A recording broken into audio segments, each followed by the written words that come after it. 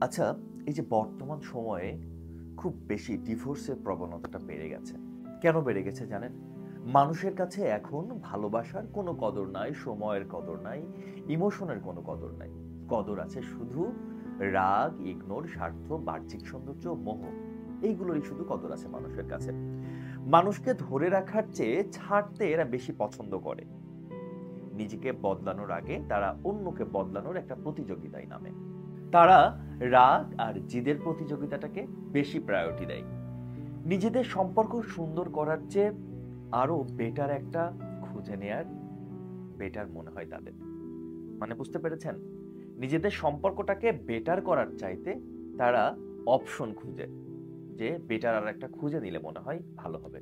ভাই মনে রাখবেন, আপনার যদি প্রথম ওয়াইফ বা প্রথম বউকে দিয়ে জীবনে শান্তি না আসে, তাহলে আপনি যত বাড়ি বিয়ে করেন, আপনি আর কোনো দিনই শান্তি খুঁজে পাবেন না।